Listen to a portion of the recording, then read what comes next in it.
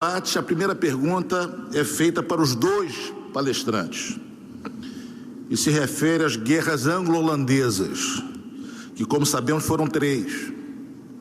A pergunta é a seguinte, veio online. A derrota da Holanda na Primeira Guerra Anglo-Holandesa, em 1654, teve que efeitos na manutenção da conquista holandesa no Brasil entre 1630 e 1654. Qual a estratégia naval holandesa no Atlântico Sul a partir daquela derrota?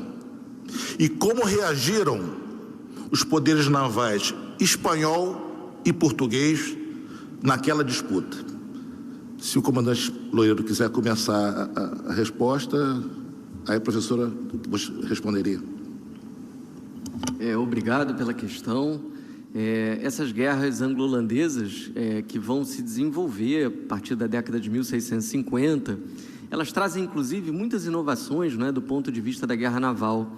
É a primeira vez, por exemplo, na Batalha de Scheveningen, que vai se formar uma linha de batalha. É a primeira vez que nos regimentos vai aparecer o emprego da tática formalista, onde as colunas se aproximam, se alinham e há uma troca de tiros muito rígida nesse instante. E essas guerras que ocorreram por conta de disputas, de rotas comerciais, entre Inglaterra e Holanda, elas vão sim afetar, no meu entendimento, a permanência dos holandeses no Brasil. E aí, não só no Brasil, mas nesse Império Português. Mas penso que também é preciso considerar algumas questões em torno disso. Em primeiro lugar, os holandeses agora eles têm um inimigo muito mais contundente do que a monarquia portuguesa, que é a própria Inglaterra. E isso acontece nas águas próximas à República da Holanda. A própria Companhia das Índias Ocidentais vai ter dificuldades financeiras, não só por causa das guerras anglo-holandesas, mas também vai ter dificuldades financeiras por conta, por exemplo, da reconquista de Angola, dos diversos ataques que os portugueses vão fazer ou vão promover em reação a essa permanência dos holandeses nos seus territórios. E, por outro lado, Portugal vai começar uma aproximação com a Inglaterra nesse momento. Na década de 50 do século XVII, começam os tratados que vão, de alguma forma, aproximar Portugal da Inglaterra. Desses tratados resulta, por exemplo, o casamento de Dona Catarina de Bragança com o rei da Inglaterra. Disse até que é por causa disso que os ingleses tomam chá, porque os portugueses levam a cultura do chá a Londres. E também nesse momento, e essa aproximação, ela alcança o seu ponto máximo com o Tratado de Mitwin, de 1703, um tratado bastante conhecido no Brasil, mas que ele não tem, ao contrário do que normalmente apenas se sublinha, ele não tem apenas uma dimensão comercial, ele também prevê a possibilidade de uma proteção naval dos ingleses às marinhas portuguesas. Então, acho que as guerras anglo-holandesas, de fato, têm grande importância nesse momento, e não sei se a professora Heloísa gostaria de fazer algum comentário nesse sentido. Professora, a senhora quer comentar alguma coisa? Não, fico com a resposta do Marcelo, eu não teria, nada a acrescentar. Obrigado. A próxima questão é de um aluno da Unirio, de História, talvez seja até aluno da professora Heloísa, chama-se Everaldo Silva. É uma pergunta que pode ser respondida pelos dois, já que ela tem um contexto não só histórico, mas do ponto de vista geral, Ele perguntou o seguinte: diante do que foi exposto neste fórum, ontem e hoje, pergunto por que no Brasil há uma certa dificuldade em difundir a mentalidade marítima. Eu gostaria de perguntar à professora Luísa se ela quer fazer algum comentário sobre essa questão do Everaldo Silva aqui da Unirio. Bom, eu agradeço, eu até vou, antes de encaminhar a resposta, eu vou aproveitar para Enfim, falar do livro, qual eu mencionei, eu tinha esquecido, o autor é o Giovanni Arrighi, O Longo Século XX. Eu acho que isso vem até de uma perspectiva territorial da nossa história. Eu acho que a gente sempre, como a própria palestra do Luiz Felipe mais cedo, quando chama atenção, porque quando a gente olha o que seria, né, o que a gente chama o Brasil do século, enfim, séculos XVI, XVII, na verdade é uma linha costeira com algumas possessões e com toda uma dinâmica ampliada para o Atlântico, com ligações que são muito mais para fora do que para dentro. Agora, curiosamente, quando a nossa história nacional foi constituída no século XIX, com o Instituto Histórico, enfim, e muitas outras instituições, o que ocorreu foi que a nossa história territorial ganhou força. Então, a gente sempre está falando do Brasil numa determinada época. E aí, me parece que isso acabou fazendo com que a gente abandonasse exatamente essa dimensão marítima, que é fundamental para entender, somando até para a própria, enfim, eu acho que até os dias de hoje. Então, me parece que até a própria narrativa histórica oficial acabou contribuindo muito mais para uma dimensão do território que a gente conhece hoje como o Brasil, do que exatamente esse processo longo de construção desse espaço, onde a Marinha tem, enfim, uma posição mais do que estratégica, porque a gente soma também a entrada aí dos grandes rios, né, da boca do Amazonas, estuário do Prata, como áreas de disputa também, que permitem uma interiorização e um controle até do interior também. E acho que isso ficou, de fato, mais perdido. É isso. Eu concordo com a resposta da professora Heloísa, mas acho também que eventos como esse têm justamente a finalidade de reverter essa história vinculada a uma noção de território, que de alguma maneira pode hoje trazer mais desafios para a construção de uma mentalidade marítima. Toda a história do Brasil está vinculada ao mar, desde a colônia, não é? O próprio Império Português, todo ele vinculado ao mar, a expansão ultramarina está toda vinculada ao mar. O Charles Boxer tem um livro fundamental para quem estuda o Império Português, cujo título, não é justamente o Império Marítimo Português. Ou seja, a dimensão marítima ela é enunciada já desde o título. Não só é o mar que viabiliza o comércio, normalmente essa é a dimensão mais enaltecida, mas existem outras dimensões que precisam também ser enfatizadas. Por exemplo, a circulação dos agentes, dos governadores, dos jesuítas, toda ela acontece pelo mar. A circulação das notícias, das informações, que, como tentei demonstrar, elas que viabilizam a possibilidade de um governo à distância, que nessas dimensões é algo inédito na história da humanidade. Evidentemente, como o professor Alencastro também sublinhou antes, a circulação de povos escravizados que constituem esse império. Enfim, esse império, não é? Na verdade, ele de fato se articula pelo mar. E isso parece algo simples, algo evidente, não é? Talvez hoje em dia, em função de tudo que nós dispomos em termos de tecnologia, até possa de fato parecer, mas isso pressupõe um conjunto de saberes muito complexos, saberes muito articulados que envolvem conhecimentos de náutica, de arquitetura naval, de circulação de ventos e de correntes, enfim, a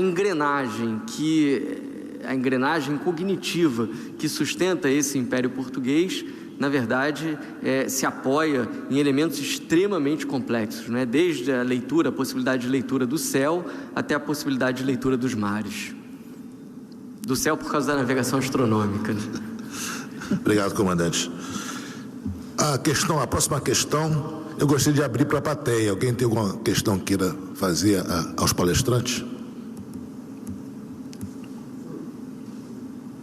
favor, almirante. Diretor da Escola de Guerra Naval, professora.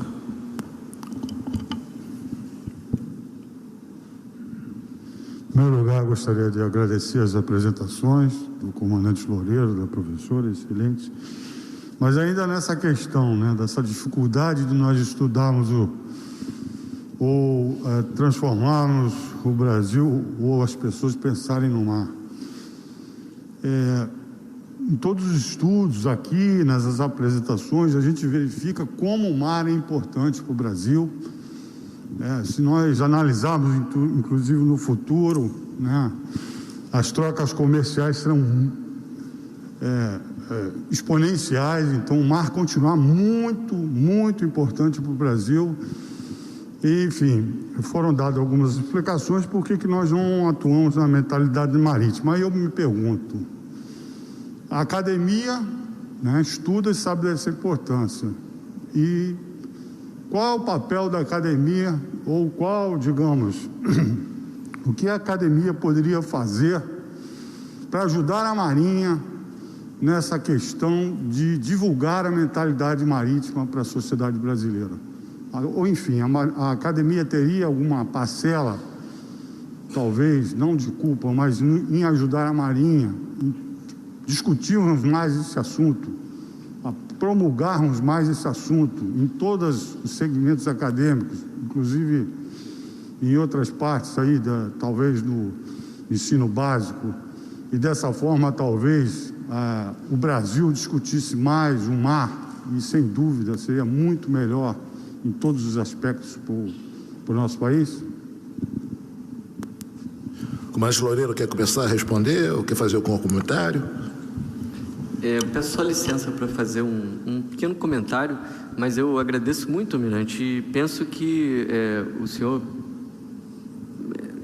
tocou num ponto importante e penso que, de fato, se trata de um esforço coletivo, né? Ou seja, a Marinha tem, evidentemente, o seu papel, papel fundamental, né, na construção dessa mentalidade marítima, mas a academia, ela também tem muito a oferecer em termos de ciência, em termos de pesquisa, em termos de conhecimento dos mares. Então, penso que é esse esforço coletivo que pode alcançar muitos setores da sociedade e promover uma reflexão muito mais abrangente e muito mais coletiva sobre a importância e a centralidade do mar para o país. Professor Luiz, a senhora quer fazer um comentário? Sim, inicio também agradecendo o almirante pela pergunta e pela oportunidade de falar mais um pouco sobre parcerias, né? Eu acho que elas são fundamentais para a gente conseguir ampliar essa discussão sobre o mar na vida da sociedade brasileira. E eu tomo a liberdade aqui de falar que essa parceria acontece em algumas circunstâncias. Um exemplo é a própria participação, eu também sou do Museu de Astronomia e Ciências Afins, junto com a professora Iris Cantor, da USP, junto com a Maria Dulce, da Biblioteca Nacional, trabalhando numa exposição junto com a Marinha, e aí eu me refiro mais especificamente à Biblioteca da Marinha, mas também ao museu. Eu também vou aproveitar aqui, e que eu acho que vai ser muito importante para mostrar justamente um acervo muito rico e que está relacionado a essa questão, que é o acervo, parte do acervo da Academia dos Guardas Marinha, que ficou no Brasil.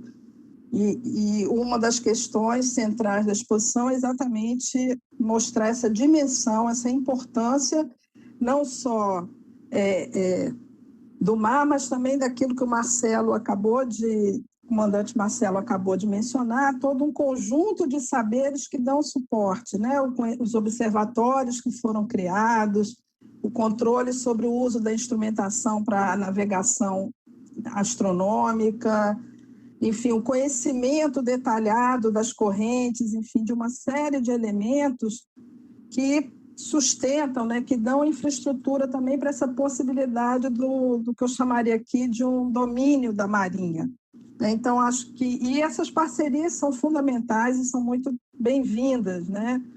A instituição também onde eu trabalho, o que era, né, a gente tem a coleção que pertenceu ao Imperial Observatório Nacional e que a gente pretende também fazer algumas iniciativas no próximo ano, e uma das relações muito, né, firmes do próprio observatório com a Marinha no século XIX, fornecendo aí informações de latitude, longitude, acertando os cronômetros, e a parceria, eu acho que é o grande caminho também para a gente publicizar esse saber, né, e esse patrimônio que, de alguma maneira, a gente tem também aqui sob a nossa guarda. E, como também queria registrar, eu acho que seminários como esse são mais do que importantes para a gente mostrar essa dimensão e também recuperar como os portugueses no século XVI, eles foram muito pioneiros, né? E um documento que eu vou encerrar aqui citando é exatamente um documento que é muito menos conhecido pelos estudantes brasileiros, que é um documento também do descobrimento, que é a Carta do Mestre João, que informa exatamente a constelação do Cruzeiro do Sul e como se faz para localizar essas terras, né, a partir da leitura do céu e de mapas, e também de um conhecimento mais amplo sobre as condições de navegação. Eu acho, teria mais algumas coisas a comentar, mas eu acho que o central seria isso. Mas, Matias, você quer fazer um comentário?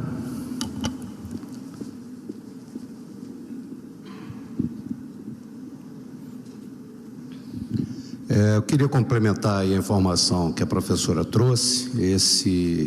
Essa exposição vai ocorrer no Museu Naval a partir de novembro, está na fase final aí de preparação, enfim. A professora participa dessa preparação, né, de todo esse estudo que foi feito, uma quantidade muito grande de cartas náuticas, de mapas foram digitalizados, também vão ser transformados num livro, e essa exposição vai ser aberta no Museu Naval, na área de exposições temporárias. É parte desses eventos programados para a comemoração dos 200 anos da independência, faz parte disso.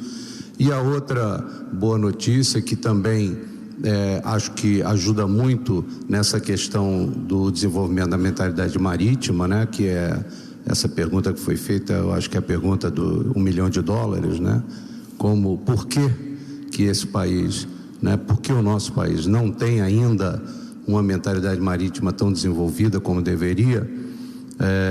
Nós também estamos trabalhando no desenvolvimento, no projeto do Museu Marítimo do Brasil, que é um museu que trará particularmente informações de história, de desenvolvimento tecnológico, em diversas áreas, exatamente sobre o mundo marítimo relacionado à história do Brasil.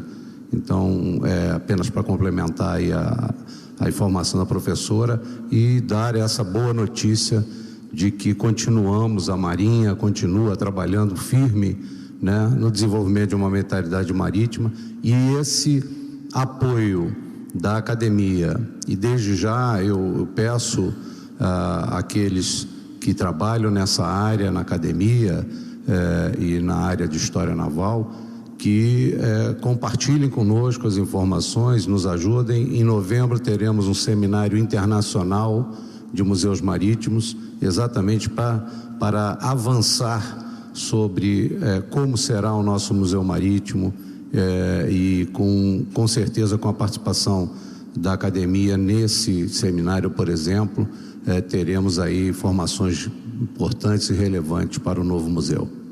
Obrigado. Obrigado, Bruno Matias. Antes, Silvio Luiz, posso fazer um pequeno digressão? Eu sou historiador desde do vestibular. Passei 13 anos na UFRJ, 13 anos, graduação, mestrado, doutorado. Eu não tive nenhuma disciplina voltada para a área marítima nesses 13 anos, nem na graduação, nem no mestrado, nem no doutorado. A minha dissertação de mestrado e minha tese de doutorado foram baseados em História Naval. Não tinha orientador para mim, na UFRJ. Aí eu fui salvo pelo professor Francisco Carlos Teixeira, que ficou com pena de mim e me orientou.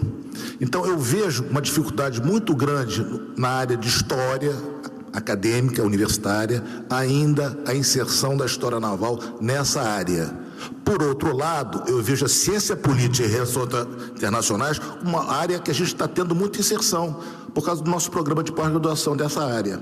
Então, os professores dessa área de ciência política já compreendem o que é o poder marítimo, a importância que é a mentalidade marítima, mas na parte de história eu vejo muita dificuldade ainda, muita resistência ainda a respeito da história militar. E aí eu incluo a História Naval. Essa é a minha percepção como pesquisador dessa área de História Naval. Bom, a próxima questão é para os dois palestrantes. A pergunta veio pela online e a pergunta é a seguinte: quais os fatores que levaram ao declínio do poder naval português a partir da unificação das coroas com a Espanha entre 1580 e 1640 no século XVI? O comandante quer começar a responder? Depois eu passo para a professora.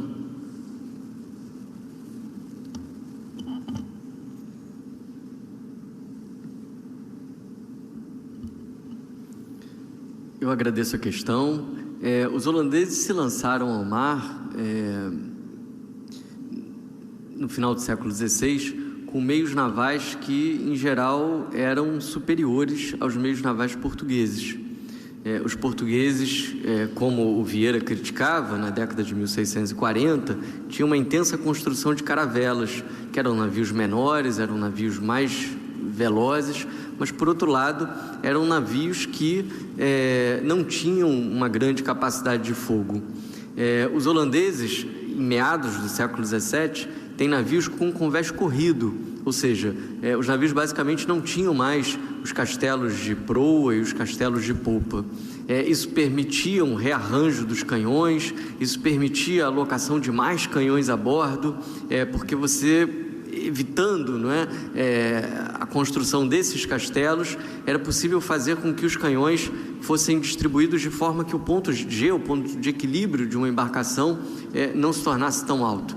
Ou seja, os holandeses, então, já em 1610 e 1620, tinham uma capacidade naval, de fato, superior à capacidade naval dos portugueses e dos castelhanos, não é? Um contexto de União Ibérica, nesse momento. Se fala muito, né, da Invencível Armada. A Invencível Armada é um tema clássico na história naval.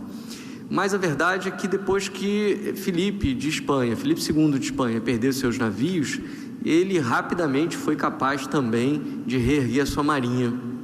Então, não é verdade também que em 1610 ou em 1615 o poder português ele está notoriamente em declínio progressivo.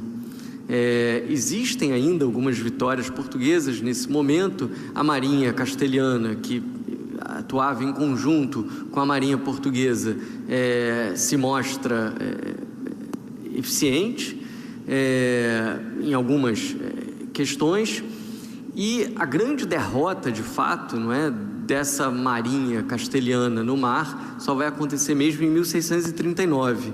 Eu acho que a Batalha Naval de Downs, que os espanhóis chamam de Batalha de las Dunas, ela marca, de fato, muito mais do que a Invencível Armada, um declínio da supremacia hispânica no mar. E a partir daí, os holandeses ascendem, mas ascendem também por conta de uma estrutura financeira que sustenta esse investimento naval. Investimento naval no século XVII já era algo muito dispendioso. As embarcações tinham o seu próprio custo, o soldo das tripulações, as dificuldades de recrutamento, uma série de apetrechos navais que envolvem desde a confecção de cabos até chumbo, metais, os canhões de bronze. Tudo isso era de fato muito custoso. E o declínio dos impérios ibéricos nas décadas de 30 e 40 é que contribuem, a meu ver, de fato, também para o declínio dessas duas marinhas nesse momento.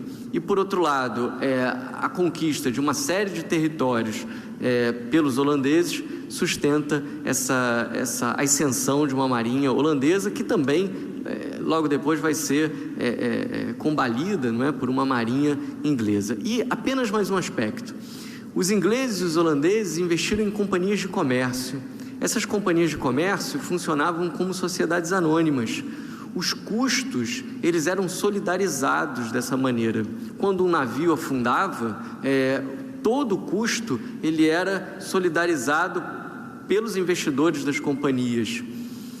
Ou seja, o modelo de gestão, conforme explica o professor Francisco Bittencourt, um professor português que atua em Londres, os custos de gestão dessa marinha e as formas de gestão também influenciam na maneira como esses dois poderes navais não apenas se contrapõem, mas também como eles se hierarquizam. Professora Luísa, a senhora quer fazer algum comentário?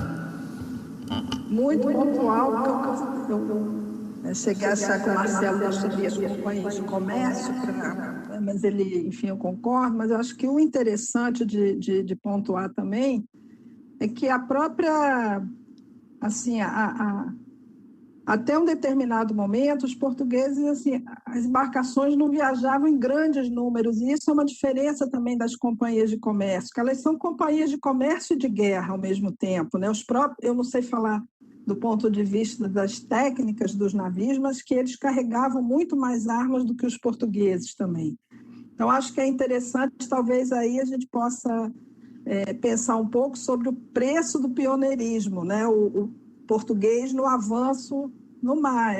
Os comerciantes que investiam eram por ações, eram grupos pequenos. As companhias, a própria Companhia Holandesa das Índias Orientais, ela é uma companhia que unifica várias pequenas companhias que têm o privilégio da navegação no Oriente, o mesmo com a Companhia Holandesa das Índias Ocidentais. Então, acho que é uma outra dimensão também de investida no ultramar, e como o Marcelo acabou de colocar, quer dizer, a guerra e o comércio elas estão caminhando muito juntas, né, nesse sentido, e com um suporte que é bastante mais amplo também. A próxima questão veio também online, é do senhor Alberto Luiz Félix. E a pergunta é dirigida à professora Luísa, mas o comandante Loureiro, se quiser responder também, eu convido para isso. Tá? Ele pergunta o seguinte: como a senhora considera que seria o Brasil caso os Países Baixos mantivessem seu domínio no Nordeste do Brasil, derrotando Portugal e Espanha?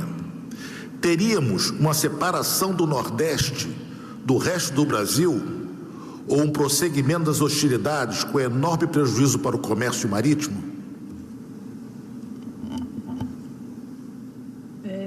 Bom, agradeço a pergunta. Eu vou dividir em duas partes. Eu acho, em primeiro lugar, é importante lembrar que o que é Brasil nesse momento, como eu falei, são pontos no litoral, possessões portuguesas espalhadas no litoral. Eu ia, nesse sentido, até, eu não vou voltar à apresentação, mas quando a gente olha para a cartografia produzida até pelos holandeses no século XVII, o interior é todo ocupado pelas populações indígenas. Então, assim, não sei qual seria o mapa caso eles tivessem ficado ali naquele entreposto, né, do Recife, ali na capitania de Pernambuco, Zona da Mata, pegando um pouco também áreas do que seria hoje a Paraíba, o Rio Grande do Norte. Então, a gente tem que ter esse cuidado, porque não é que as terras não eram todas ocupadas, as populações indígenas, e elas são muito descritas nos mapas, né? A segunda parte, eu acho que, assim, as guerras continuariam como continuaram, né? A gente tem vários, como foi dito, quer dizer, tem várias invasões, mesmo depois da expulsão, os franceses no início do século XVIII. Eu acho que essa ideia da guerra e do comércio e da guerra, elas é ida e vinda o tempo todo, né? Não sei se cessariam independente dos holandeses terem permanecido ou não em Pernambuco, ou se seriam mais hostis. Uma coisa não tem uma relação tão direta com a outra, eu acho. Só um comentário bastante pontual. O padre Antônio Vieira oferece Pernambuco, como mostrei aqui, na tentativa de encontrar a paz com os holandeses. O projeto do rei e o projeto do padre Antônio Vieira foram derrotados pelos tribunais e, por causa disso, Pernambuco tem mais motivação, inclusive, para promover a sua guerra, uma guerra apoiada pelo governador-geral a partir de Salvador. Uma crítica muito contundente que havia ao Vieira naquele momento era a seguinte: que garantias ele teria de que, se os holandeses tivessem retido Pernambuco, eles não avançariam para além de Pernambuco? Ou seja, se eles não continuariam, e aí eu uso uma expressão da época, a se avassalar das possessões portuguesas. Caso, de fato, os holandeses tivessem retido Pernambuco e as populações de Pernambuco tivessem partido para Salvador, que garantia poderia haver de que os holandeses depois não atacariam Salvador, Rio de Janeiro? Já tinham atacado Angola, não é? Angola foi holandesa entre 1641 e 1648. Em 1642, se acreditava que Buenos Aires e Chile seriam atacados pelos holandeses, ou seja, falamos de um projeto global. Então, a ideia de entregar Pernambuco talvez não tivesse sido suficiente para eliminar ou neutralizar o avanço do poder holandês sobre os territórios. E aí, de fato, o resultado poderia ser completamente imprevisível. Meirelles Monteiro, faltam 5 minutos para meio-dia. Se o senhor permite mais uma pergunta, o senhor quer que encerre, o que o senhor decide? Não entendi. Mais uma. Alguém tem alguma pergunta na plateia?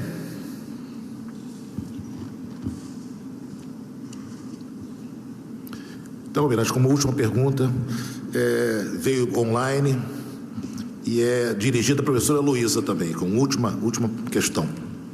A senhora considera que houve domínio do mar na costa brasileira dos holandeses durante seu período de ocupação no século XVII? Quando e por que esse domínio se eclipsou? Houve algum confronto direto com os portugueses ou houve uma retirada estratégica?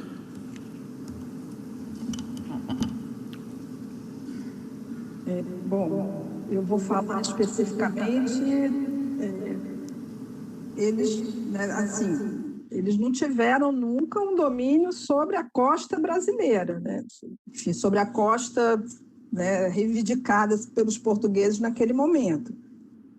Houve uma tentativa de ataque na Bahia, que foi malograda até por vinda de um apoio de uma armada da Espanha naquele momento. Em Pernambuco, eles conseguiram se estabelecer durante um período, mas não foi uma questão absoluta. E em relação à retirada, eles também não saíram em retirada.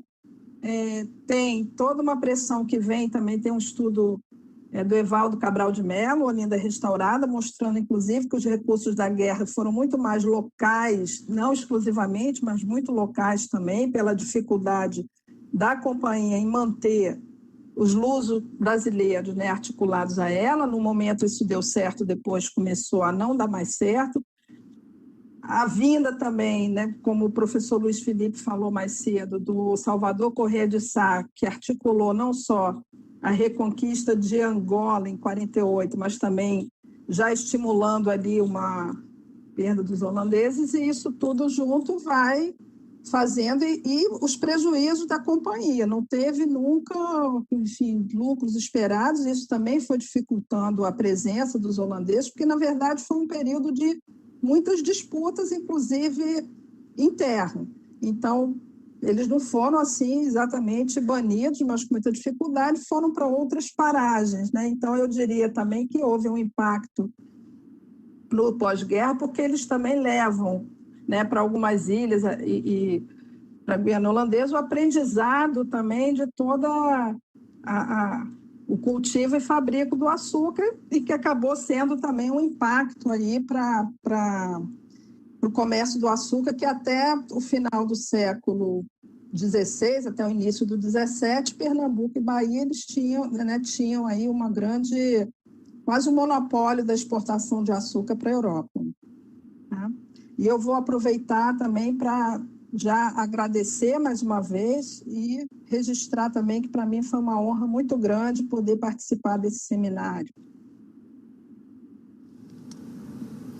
Apenas agradecer uma vez mais e sublinhar que foi de fato muito importante para mim. Muito obrigado.